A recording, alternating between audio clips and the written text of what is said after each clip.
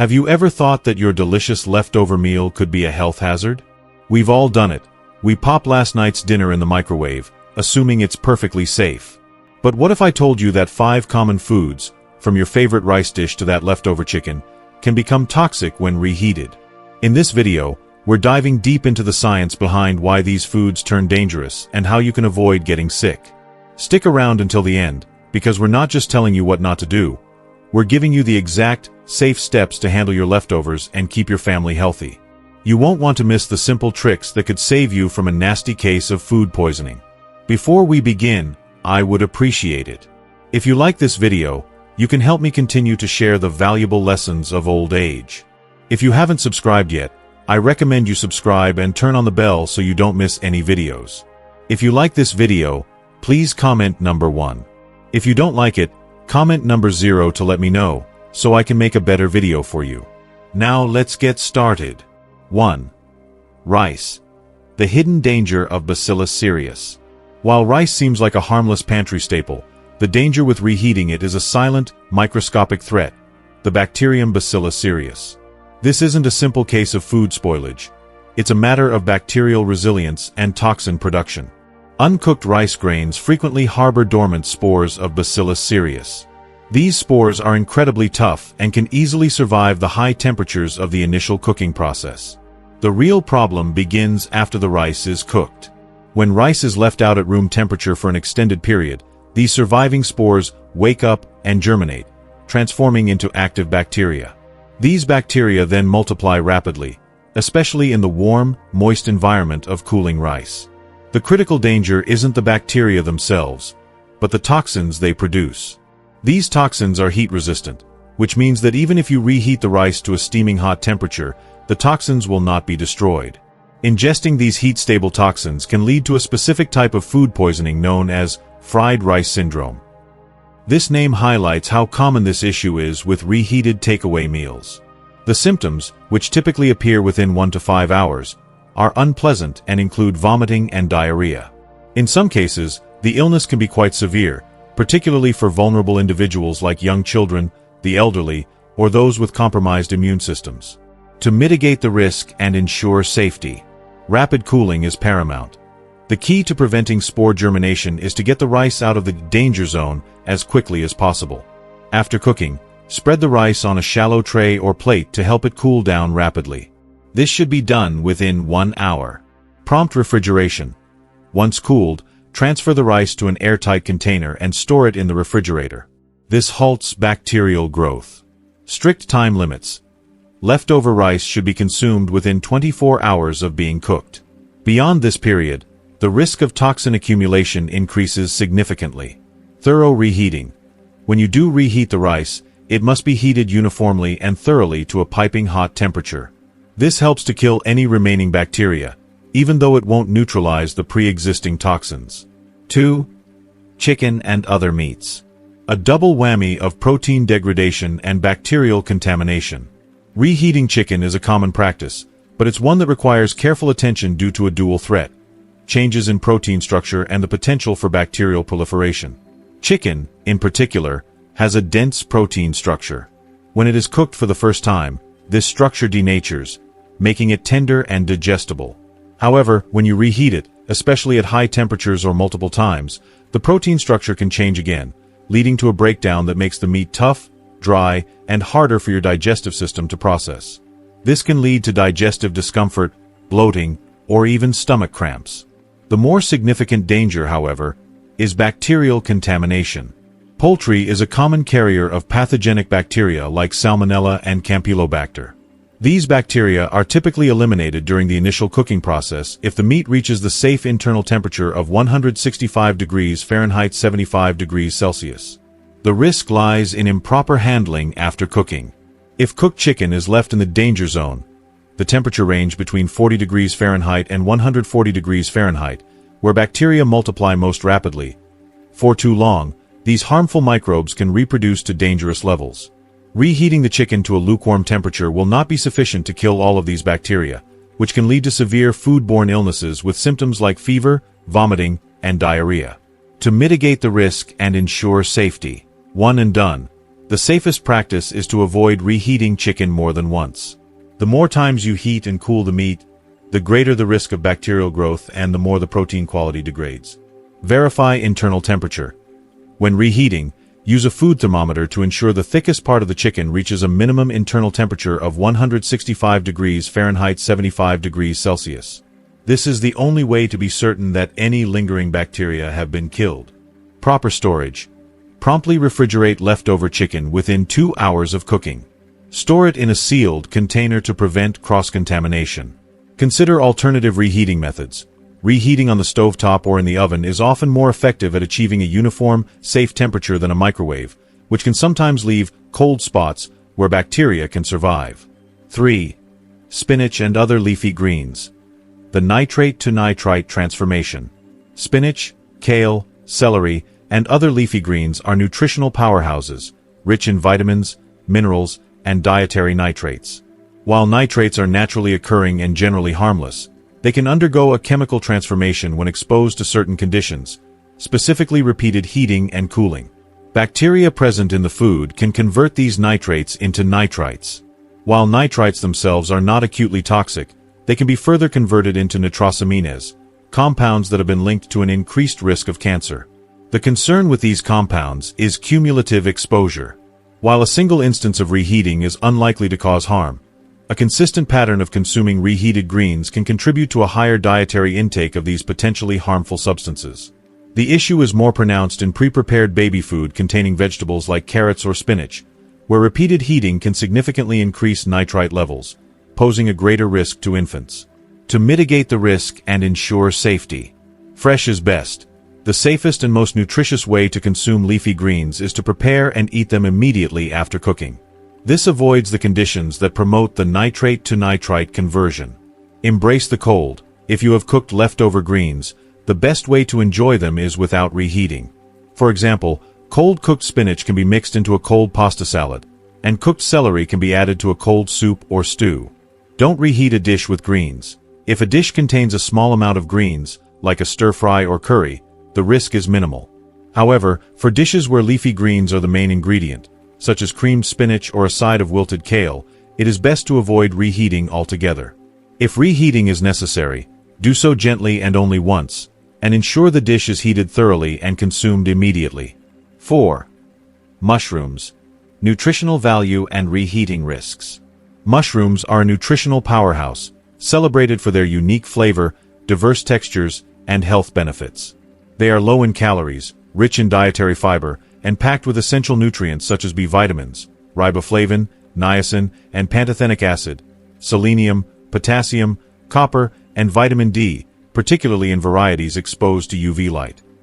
Mushrooms also contain bioactive compounds, including proteins, enzymes, and antioxidants like ergothioneine, which support immune function, reduce inflammation, and may even have anti-cancer properties. However, the very compounds that make mushrooms nutritious, namely, their proteins and enzymes, are highly sensitive to temperature changes, making them prone to spoilage and potential toxin formation when mishandled or improperly reheated.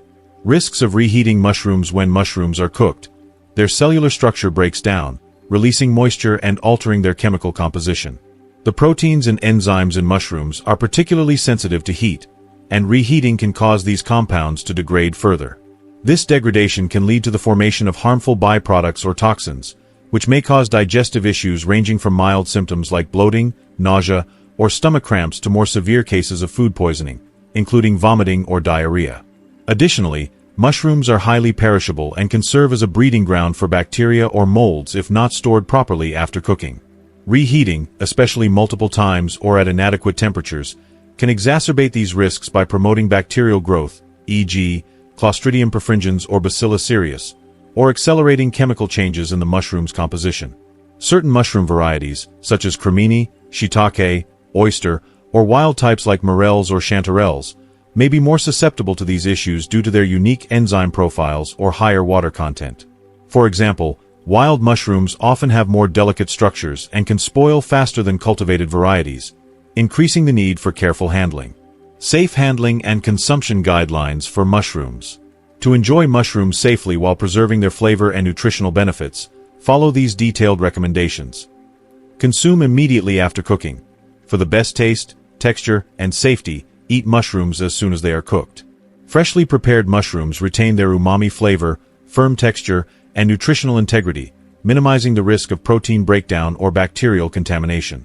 Proper storage of leftovers. If you have leftover cooked mushrooms, cool them to room temperature within 2 hours of cooking to avoid the danger zone, 40 degrees Fahrenheit to 140 degrees Fahrenheit or 4 degrees Celsius to 60 degrees Celsius, where bacteria can multiply rapidly. Transfer cooled mushrooms to an airtight container and refrigerate at or below 40 degrees Fahrenheit 4 degrees Celsius. Properly stored, cooked mushrooms can remain safe for 3 to 5 days. Avoid leaving mushrooms at room temperature for extended periods, as this can accelerate spoilage and increase the risk of toxin formation. Limit reheating. Reheating mushrooms multiple times can degrade their proteins further and increase the risk of bacterial growth or toxin production. If reheating is necessary, do so only once and ensure the mushrooms reach an internal temperature of at least 165 degrees Fahrenheit 74 degrees Celsius to kill potential pathogens. Use a food thermometer to verify the temperature, especially for dishes like mushroom soups or casseroles, which may heat unevenly. Eat leftovers cold. To avoid the risks associated with reheating, consider consuming leftover mushrooms cold, provided they have been stored properly. Cold mushrooms can be incorporated into salads, sandwiches, or wraps, adding a savory, umami-rich element without the need for additional heating. For example, chilled sautéed shiitake mushrooms can elevate a quinoa salad or a cold pasta dish. Freezing for extended storage. If you don't plan to consume leftover mushrooms within a few days, freeze them to extend their shelf life. To freeze, spread cooked mushrooms on a baking sheet to cool completely, then transfer them to a freezer-safe container or bag. Frozen mushrooms can last up to 6 months, but may lose some texture upon thawing. Thaw frozen mushrooms in the refrigerator and consume them promptly, either cold or reheated once. Inspect for spoilage. Before consuming or reheating leftover mushrooms, check for signs of spoilage, such as a slimy texture, sour or ammonia-like odor, or visible mold. If any of these signs are present, discard the mushrooms immediately to avoid health risks. Consider cooking methods. The way mushrooms are prepared can influence their safety when reheated. High-heat cooking methods like grilling or roasting may reduce the initial bacterial load compared to light sautéing, but all cooked mushrooms require proper storage to remain safe. By adhering to these guidelines, you can safely enjoy mushrooms while minimizing the risks associated with reheating and improper storage. 5. Potatoes. Nutritional benefits and botulism risks. Potatoes are a dietary staple worldwide, valued for their versatility, affordability, and nutritional content. They are an excellent source of carbohydrates, dietary fiber, especially with the skin on, potassium, vitamin C, and B vitamins. Potatoes also contain resistant starch, which supports gut health by acting as a prebiotic.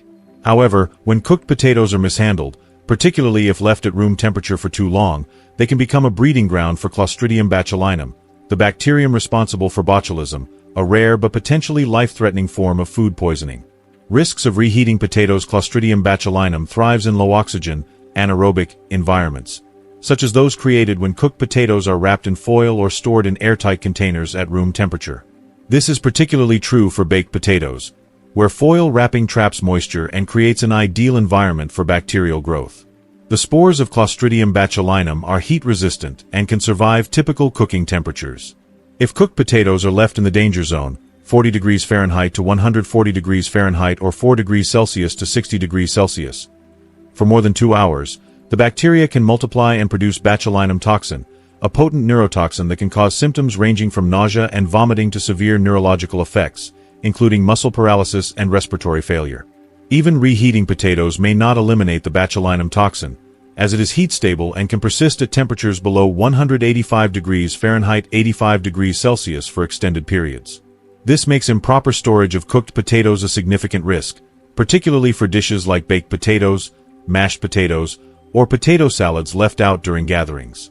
Safe handling and consumption guidelines for potatoes. To reduce the risk of botulism and ensure the safety of cooked potatoes, follow these detailed recommendations. Cool potatoes quickly.